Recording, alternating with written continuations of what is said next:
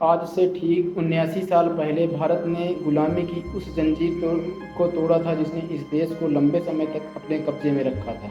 आज हम 19वीं स्वतंत्रता वर्षगांठ के मौके पर तिरंगा फहरा रहे हैं और देशभक्ति के गीत सुन रहे हैं और गर्व से कह रहे हैं कि हम आज़ाद हैं। लेकिन 15 अगस्त जो आ रहा है 2026 का, इस 15 अगस्त को हम एक सवाल खुद से पूछेंगे, क्या सिर्फ देश का आज़ाद होना काफ़ी है? क्या हम अपने डर से आज़ाद हैं? क्या हम समाज में जो एक बात फैली होती है कि लोग क्या कहेंगे, इस बात से आज़ाद हैं? क्या हम अपनी जो गलत सोच, अपनी जो गलत आदतें होती हैं, दूसरों को उम्मीदों जो दूसरे की उम्मीद का दबाव होता है उससे आज़ाद हैं? अंग्रेज़ों की गुलामी हमें दिखाई देती थी, लेकिन आज की कुछ गुलामियाँ ऐसी हैं जिनकी जंजीरें दिखाई नहीं देती, और शायद इसी वजह से इस 15 अगस्त पर आज़ादी को सिर्फ इतिहास की नज़र से नहीं, अपनी ज़िंदगी की नज़र से देखना ज़रूरी है। तो सवाल आज देश की आज़ादी पर नहीं, सवाल हम पर है, क्या वास्तव में हम आज़ाद हैं? लेकिन एक सवाल, अगर आज कोई अंग्रेज़ हमारे सामने खड़ा होकर के कहे कि तुम्हें क्या पहनना है, तुम्हें क्या बोलना है और किससे मिलना है, क्या पढ़ना है, कौन सा कार्य करना है, कौन सा कार्य नहीं करना, तो शायद हम तुरंत कहेंगे मैं आज़ाद हूँ, तुम मुझे नहीं बता सकते। लेकिन अगर यदि यही काम कोई अपना करने लगे, तो जिन रिश्तों में हम हैं, जैसे आपके पिताजी आपसे कहें कि तुम्हें सिर्फ यही नौकरी करनी है, यदि ये समाज किसी कार्य को करने से पहले ये बोले कि तुम्हें लोग क्या कहेंगे, कोई कार्य करने के पहले हमारे दिमाग में ये बात आती है कि लोग क्या कहेंगे। और अगर रिश्तेदार कहें तुम्हारी उम्र हो गई, अब यही करना पड़ेगा। अगर दोस्त कहें भाई सब यही कर रहे हैं, तू भी यही कर। और मोबाइल हमें ये बताने लगे कि हमें क्या देखना है, और सोशल मीडिया हमें ये महसूस कराने लगे कि हमारी ज़िंदगी दूसरों की ज़िंदगी से कितनी कम है, और उस बात को हम सीरियसली ले लें, तो क्या तब भी हम उतनी ही आसानी से कह पाएंगे कि मैं आज़ाद हूँ, या फिर हम आज़ाद हैं? यहीं से आज का सवाल शुरू होता है। 15 अगस्त 1947 को भारत आज़ाद हुआ था, लेकिन क्या आज का भारतीय भी उतना ही आज़ाद है, या फिर हमने सिर्फ गुलामी का चेहरा बदला है? आज़ादी आखिर है क्या? आज़ादी का मतलब सिर्फ इतना नहीं है कि हमारे ऊपर कोई विदेशी शासन नहीं है। आज़ादी का मतलब अपने जीवन के फैसले की लेने की क्षमता, अपनी बात कह पाने का जो अधिकार है, सम्मान के साथ जीने का अधिकार, अपने सपने चुन पाने की आज़ादी, और सबसे ज़रूरी अपने फैसलों की जिम्मेदारी उठाने की हिम्मत। यदि कोई मैं फ़ैसला ले रहा हूँ, उसका रिजल्ट कुछ भी है, तो उसकी जिम्मेदारी मैं खुद स्वयं उठाता हूँ, चाहे वो कोई राजनेता हो, अधिकारी हो, या कोई व्यक्ति हो। यदि वो कोई अच्छा कार्य कर रहा है तो उसकी जिम्मेदारी ले, यदि कोई उससे कोई गलती हो रही है तो उसकी भी जिम्मेदारी ले। इस प्रकार की उसके पास आज़ादी हो। भारत का संविधान नागरिकों को कई महत्वपूर्ण स्वतंत्रताएं देता है। अनुच्छेद 19 में नागरिकों को अभिव्यक्ति की स्वतंत्रता, मतलब बोलने का अधिकार, शांतिपूर्वक सभा करने का अधिकार, संघ बनाने का अधिकार, ऐसे करके अनुच्छेद 19 में कुल मिलाकर के 6 स्वतंत्रताएं दी गई हैं। और जो हालांकि संविधान ने इनमें निर्धारित कुछ प्रतिबंध भी लगाए हैं, यानी आज़ादी कोई हवा में तैरता हुआ शब्द नहीं है। इसके पीछे अधिकार हैं, इसके पीछे जिम्मेदारियां हैं, इसके पीछे संविधान है, और इसके पीछे उन लोगों का संघर्ष है जिन्होंने एक ऐसे देश का सपना देखा था जहां इंसान अपनी ज़िंदगी अपने सम्मान के साथ जी सके। भारत सरकार का राष्ट्रीय पोर्टल है, जिसको हम नेशनल पोर्टल के कहते हैं, के अनुसार 15 अगस्त स्वतंत्रता दिवस उस नए युग की शुरुआत की याद दिलाता है जो ब्रिटिश औपनिवेशिक शासन से मुक्ति के साथ शुरू हुआ था। औपनिवेशिक का मतलब होता है जब कोई विदेशी हमारे ऊपर शासन करे, अपने द्वारा बनाए गए कानूनों को दूसरे देश पर लागू करे और उसकी जनता उसको माने। हमने उस बेड़ी को 15 अगस्त 1947 को तोड़ फेंका था, जब हमारे ऊपर से ब्रिटिश शासन का अंत हुआ था और हमारा देश स्वतंत्र हुआ था। लेकिन आज एक और सवाल ज़रूरी है, क्या सिर्फ सत्ता बदलने से इंसान पूरी तरह से आज़ाद हो जाता है?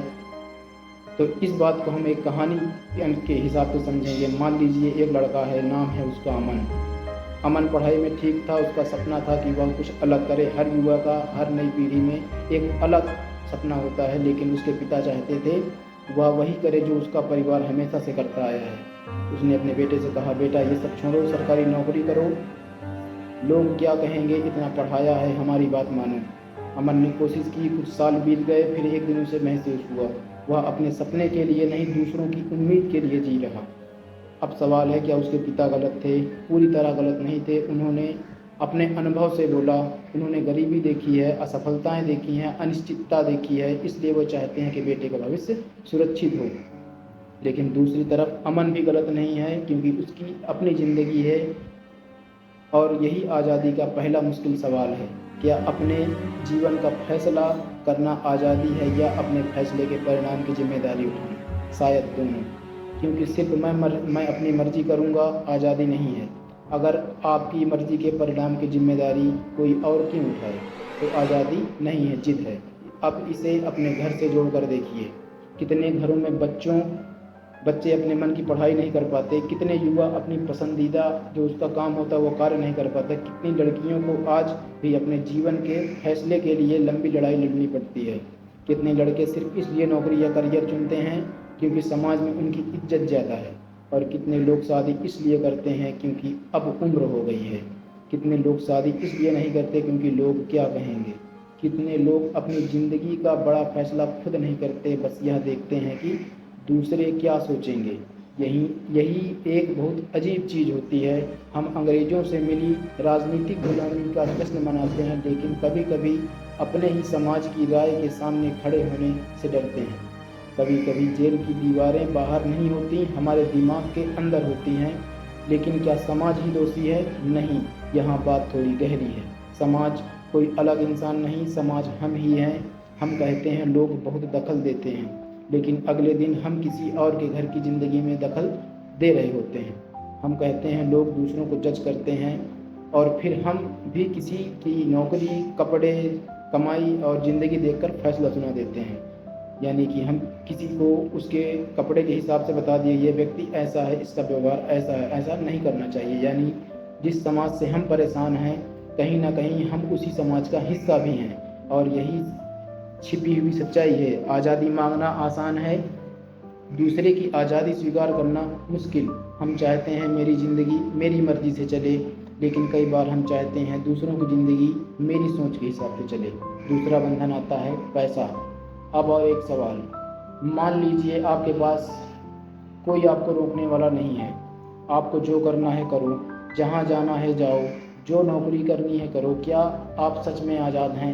मान लीजिए एक आदमी की तनख्वाह 25,000 रुपये है, घर का खर्च है, बच्चों की पढ़ाई है, माता पिता की जिम्मेदारी है, कर्ज है, दवा है, किराया है, और नौकरी छोड़कर अपने सपने के पीछे जाना चाहता है, लेकिन वह जा नहीं सकता। क्यों? क्योंकि उसकी आर्थिक स्थिति उसे रोक रही है। यहाँ एक बहुत बड़ा फ़र्क समझना होगा। कानूनी आज़ादी और वास्तविक विकल्प हमेशा एक जैसे नहीं होते। आपको रास्ता चुनने का अधिकार हो सकता है, लेकिन हर रास्ते पर चलने की आर्थिक क्षमता जरूरी नहीं। इसलिए आज़ादी का एक हिस्सा आर्थिक आत्मनिर्भरता भी है। मतलब आप आर्थिक रूप से आत्मनिर्भर रहें, खुद पर आप खुद उस चीज़ को हैंडल कर सकें। इसका मतलब यह नहीं कि गरीब इंसान आज़ाद नहीं है, बल्कि इसका मतलब यह है जब इंसान के पास विकल्प बहुत कम होते हैं, सुविधाएं बहुत कम होती हैं, तो उसकी मजबूरी उसके फैसले को सीमित कर देती है। मान लीजिए आप विदेश में रहना चाहते हैं, लेकिन आपके पास आर्थिक संसाधन नहीं है, तो आप कैसे रह पाएंगे? या आप कोई कार्य करना चाह रहे हैं, आपके पास आर्थिक मजबूती नहीं, तो आप कैसे कर पाएंगे? और शायद इसीलिए कमाई सिर्फ पैसा नहीं होती, कभी कभी कमाई इंसान को विकल्प देती है, लेकिन पैसा भी पूरी आज़ादी नहीं देता। अब काउंटर थॉट सुनिए। हम सोचते हैं बस पैसा आ जाए फिर मैं आज़ाद हो जाऊंगा, लेकिन क्या सच में एक सफल बिजनेसमैन है, बहुत पैसा है, बड़ी गाड़ी है, बड़ा घर है, लेकिन सुबह से रात तक काम, फ़ोन लगातार बजता रहता है, परिवार के साथ उसका परिवार उसके लिए उसके पास टाइम नहीं है, बच्चों से बात करने के लिए उसके पास टाइम नहीं है, वह छुट्टी पर ऑफिस के बारे में सोचता है, इतना ज़्यादा काम का प्रेशर होता है, लेकिन ज़िंदगी का खालीपन भी बढ़ता जा रहा है। तो क्या वह आज़ाद है? शायद आर्थिक रूप से ज़्यादा स्वतंत्र है, लेकिन समय के मामले में नहीं। और यही दूसरी सच्चाई सामने आने लगती है। कभी कभी इंसान पैसा कमाने के लिए अपना समय बेचता है, और फिर वही पैसा खर्च करके समय खरीदना चाहता है, लेकिन बीता हुआ समय कभी वापस नहीं आता। तीसरी गुलामी जो हमारी है वो है मोबाइल। अब अपने हाथ में मौजूद चीज़ देखिए जिससे आप इस वीडियो को देख रहे हैं। हम कहते हैं मोबाइल मेरी ज़रूरत है, सही बात है, मोबाइल ने ज़िंदगी आसान की है, लेकिन सवाल यह है मोबाइल हमारे हाथ में है या हम मोबाइल के हाथ में हैं? कभी कभी ध्यान दिया, कभी आपने ध्यान दिया इस बात पर, आप सिर्फ 5 मिनट के लिए फ़ोन उठाते हैं, फिर एक वीडियो, फिर दूसरा वीडियो, फिर तीसरा वीडियो, फिर किसी की ज़िंदगी, फिर किसी की कमाई, फिर किसी की शादी, फिर किसी की गाड़ी और फिर किसी का शरीर, और अचानक आधा घंटा निकल जाता है। आपने क्या हासिल किया?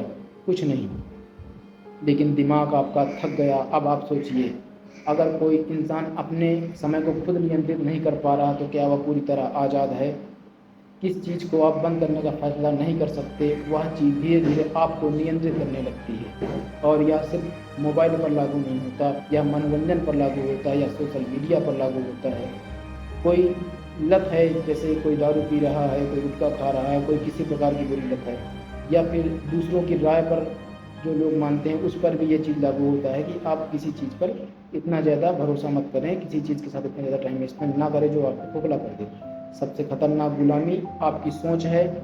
एक बच्चा बचपन से सुनता आया है तुमसे नहीं होगा, धीरे धीरे वह मान लेता है शायद मुझसे सच में ये चीज़ नहीं होगा, क्योंकि बच्चों को बचपन में सिखाया जाता है तुम ये नहीं कर सकते, वो नहीं कर सकते, हर चीज़ से डराया जाता है। उनको संभावनाओं के बारे में नहीं बताया जाता, उनको समस्याओं के बारे में बताया जाता है। अगर उनको संभावनाओं के बारे में बताया जाए शायद वो बच्चा सक्सेस हो जाए।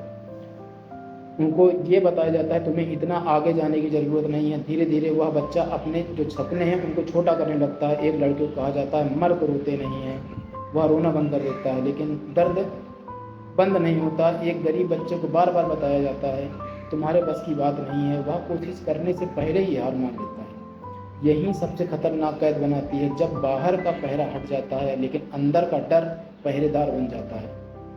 अंग्रेज चले गए, लेकिन डर के कुछ रूप अभी भी हमारे भीतर जिंदा हो सकते हैं, जैसे असफलता का डर है, लोगों का डर है, लोग क्या कहेंगे अगर मैं असफल हो गया, गरीबी का डर है, आप गरीब पैदा हुए, इसमें गलती आपकी नहीं है, आप चीज़ें बदलिए, मेहनत कीजिए, आप बड़े आदमी बनेंगे। मजाक बनाने का, लोग जब कोई कार्य शुरू करते हैं तो लोगों को लगता है कि लोग मजाक बनाएंगे। तुलना का डर होता है, कोई भी व्यक्ति यदि आज एक टॉप पे है तो वो कहीं ना कहीं से चल करके वहाँ पहुँचा, तो एक जर्नी होगी, आपको वो जर्नी पूरी करनी है, तो इसमें तुलना होगी। आप इन चीज़ों को छोड़ दीजिए। कभी कभी लगता है कि मैं अकेले पड़ गया हूँ, कैसे करूँ। अकेले चलने का जिनमें हुनर होता है उन्हीं के पीछे कभी ना कभी काफिले होते हैं, तो अकेले चलने से ना डरें। और सबसे बड़ा, अपनी बात में दूसरों की बनाई हुई कहानी को सच मान लेने का डर। मतलब आप कोई कार्य किए, किसी ने बताया अरे ऐसा किसी ने किया था, आपके साथ भी ऐसा हो जाएगा। इन सब बातों पे अफवाहें होती हैं, सबकी परिस्थितियाँ अलग हैं, सबकी सोचने की क्षमता अलग है। कोई भी कार्य कर रहे हैं निडर होकर के स्वतंत्र रूप से करिए। लेकिन इन सारी बातों का मतलब ये नहीं है कि भारत आज़ाद नहीं है। भारत आज़ाद है, ये कहना इतिहास और वर्तमान दोनों के साथ, मतलब अगर हम ये कहते हैं कि भारत आज़ाद नहीं है इन सब चीज़ों के कारण, तो ये अन्याय होगा। हम एक स्वतंत्र लोकतांत्रिक देश में रहते हैं, हमारे पास संविधान है, हमारे पास अधिकार हैं, हम मतदान कर सकते हैं, हम अपनी बात रख सकते हैं, हम देश के भीतर कहीं भी घूम सकते हैं, अपना पेशा चुन सकते हैं, अपने विचार तक व्यक्त कर सकते हैं। कानून और संविधान द्वारा कुछ सीमाएँ निर्धारित की गई हैं, यह छोटी बात नहीं है। इस आज़ादी की कीमत बहुत बड़ी रही है। एक टाइम पे हमको सिर्फ बोलने के लिए पता नहीं कितनी जाने गंवानी पड़ी, पता नहीं कितने क्रांतिकारियों ने अपने लहू से इस देश को आज़ाद कराया, पता नहीं कितने आंदोलन हुए, तब जा करके हमको बोलने का अधिकारी, घूमने का अधिकारी, पेशा चुनने का अधिकारी, ये सारे अधिकार मिले हैं। ऐसे ही नहीं आज़ादियाँ मिली हैं। इस आज़ादी की कीमत बहुत बड़ी रही है, बहुत ज़्यादा बड़ी। इसलिए 15 अगस्त को सिर्फ कहना यह है कि कुछ नहीं बदला, बहुत कुछ बदला है, लेकिन आज़ादी हासिल करना एक ऐतिहासिक घटना हो सकती है, उसे सार्थक बनाए रखना हमारी रोज़ की जिम्मेदारी है।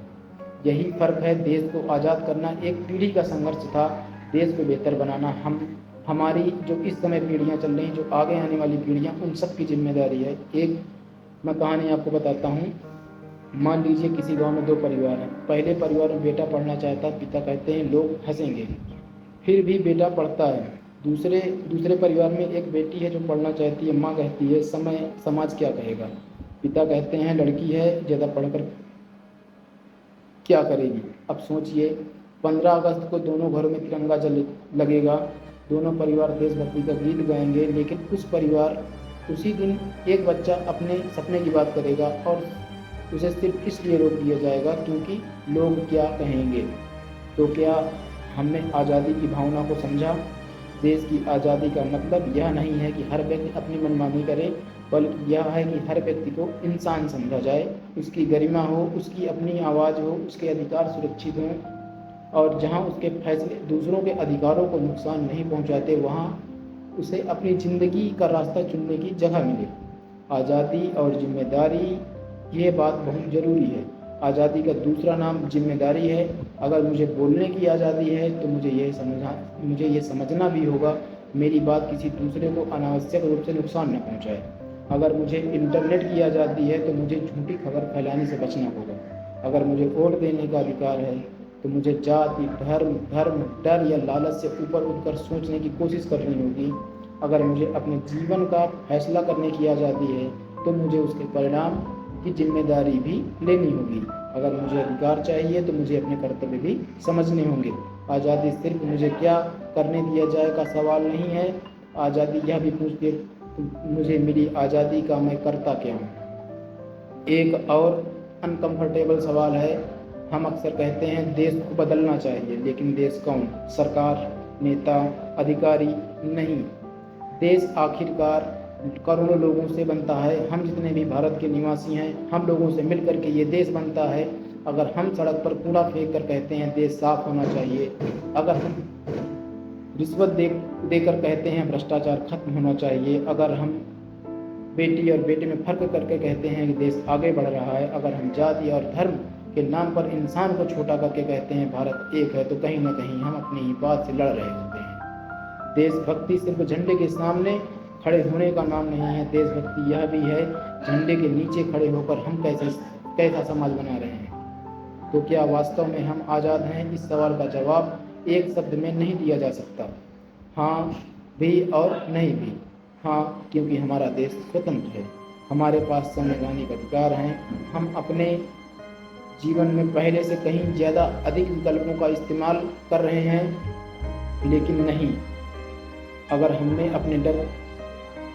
अपने डर के गुलाम हैं, अगर हम अपने फैसले सिर्फ समाज की मंजूरी के लिए लेते हैं, अगर हम अपनी सोच को दूसरों के हाथ में दे देते हैं, अगर हमारा समय पूरी तरह स्क्रीन के नियंत्रण में है, फ़ोन के नियंत्रण में है या सोशल मीडिया के नियंत्रण में है, अगर पैसा हमें इतना मजबूर कर देता है कि हम ज़िंदगी जीना भूल जाते हैं, अगर हम दूसरों की आज़ादी स्वीकार नहीं कर पाते, तो फिर सवाल देश की आज़ादी का नहीं, हमारी व्यक्तिगत आज़ादी का। अगर एक छोटा सा काम अब आप एक छोटा सा काम कीजिए, आज रात सिर्फ 5 मिनट अकेले बैठिए और खुद से 5 सवाल कीजिए। पहला सवाल है, मैं अपनी ज़िंदगी में कौन सा फैसला सिर्फ लोगों के डर से नहीं ले पा रहा हूँ। दूसरा, मेरे समय में सबसे ज़्यादा मेरे समय को सबसे ज़्यादा नियंत्रित कौन करता, मैं या मेरा मोबाइल। तीसरा, क्या मैं अपने बच्चों को वही ज़िंदगी देना चाहता हूँ जो मैं जिया, या वह ज़िंदगी जो उनके लिए सही है। कहने का अर्थ ये है, जो ज़िंदगी मैं जिया हूँ, क्या वही ज़िंदगी मैं अपने बच्चे को दे रहा हूँ। चौथा सवाल आपके लिए है, क्या मैं दूसरे लोगों की आज़ादी को उतना ही सम्मान करता हूँ जितना मैं अपनी आज़ादी का सम्मान करना चाहता हूँ, लोग मेरी आज़ादी का सम्मान करें। और पांचवा, जो सबसे कठिन सवाल है, अगर दुनिया मुझे जज करना बंद कर दे तो मैं अपनी ज़िंदगी में क्या बदलूँगा। अगर लोग आपको कहना बंद कर दें, आपके दिमाग में ये थाट चले जाएँ कि लोग क्या कहेंगे, समाज क्या कहेगा, तो आप क्या बदलना चाहेंगे अपनी ज़िंदगी में। इस सवाल का जवाब शायद आपको आपके बारे में बहुत कुछ बता देगा। आज़ादी को ज़िंदगी में कैसे उतारें, बड़ी बड़ी बातें करने की ज़रूरत नहीं है, कुछ छोटी छोटी शुरुआत कीजिए। अपने बच्चों में, अपने परिवार में बच्चों को आदेश मत दीजिए, कभी पूछिए तुम क्या चाहते हो। अपने माता पिता से असहमति हो तो अपमान मत कीजिए, लेकिन सम्मान के साथ अपनी बात रखिए। अपने जीवन का फैसला करते समय सिर्फ समाज की आवाज़ मत सुनिए, अपनी क्षमता और जिम्मेदारी भी देखिए। मोबाइल के लिए सीमाएं तय कीजिए, अपने पैसे के बारे में सीखिए। किसी गलत परंपरा को सिर्फ इसलिए मत मानिए क्योंकि यह हमारे यहाँ हमेशा से ऐसे होते आई है या होता आया है, कोई परंपरा चली आई है। उस परंपरा में यदि कोई कमियाँ हैं तो उसको तोड़ने का प्रयास करें, उसके खिलाफ आवाज़ उठाएं। अगर आवाज़ नहीं उठा सकते तो कम से कम स्वयं उस चीज़ को मानने से इनकार करें। और सबसे ज़रूरी बात, दूसरे इंसान को अपनी जगह, अपनी तरह जीने की थोड़ी जगह दीजिए। यदि कोई व्यक्ति भी आज़ादी से रहना चाह रहा है तो उसके साथ उसको उस तरह से जीने दिया जाए, क्योंकि जिस दिन हम अपनी आज़ादी के साथ दूसरे की आज़ादी को भी समझेंगे, उसी दिन आज़ादी सिर्फ कैलेंडर की तारीख नहीं रहेगी, हमारे व्यवहार में दिखाई देगी। अब आपसे एक ईमानदार सवाल है, अगर आपके हिसाब से आज इंसान को सबसे ज़्यादा किस चीज़ की गुलामी है? पैसे की, समाज की, मोबाइल की, परिवार की, उम्मीदों की या सोच की? कमेंट में सिर्फ एक शब्द लिखिए, बजाय अपना अनुभव बताए। हो सकता है आपकी एक कहानी किसी दूसरे इंसान को यह एहसास करा दे वह अकेला नहीं है। 15 अगस्त को जब तिरंगा उठे तो सिर्फ इतना मत सोचिए कि हम आज़ाद हैं, एक पल रुक कर यह भी सोचिए हम इस आज़ादी के साथ क्या कर रहे हैं। क्या हम अपने बच्चों को सवाल पूछने की आज़ादी दे रहे हैं?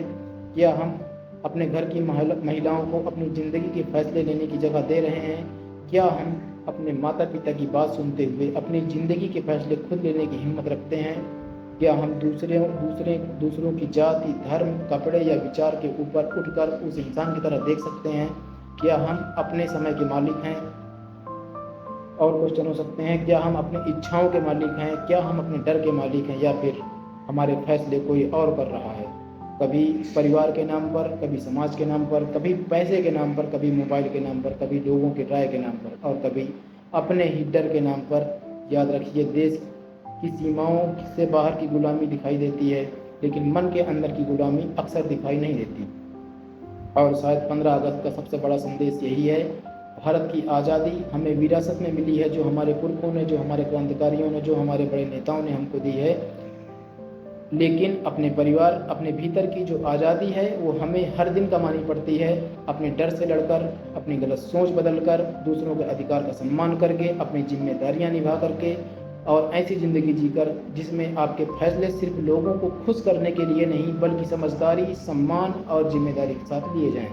तो इस 15 अगस्त सिर्फ अपने घर पर तिरंगा मत लगाइए, अपने अंदर भी एक छोटा सा तिरंगा उठाइए, साहस का, सच्चाई का और जिम्मेदारी का। तो उस आज़ादी का जिसमें आप खुद भी खुलकर जी सकें और दूसरों को भी जीने दें, क्योंकि आज देश में पैदा होना हमारा सौभाग्य है, लेकिन उस आज़ादी को समझकर जीना हमारी जिम्मेदारी।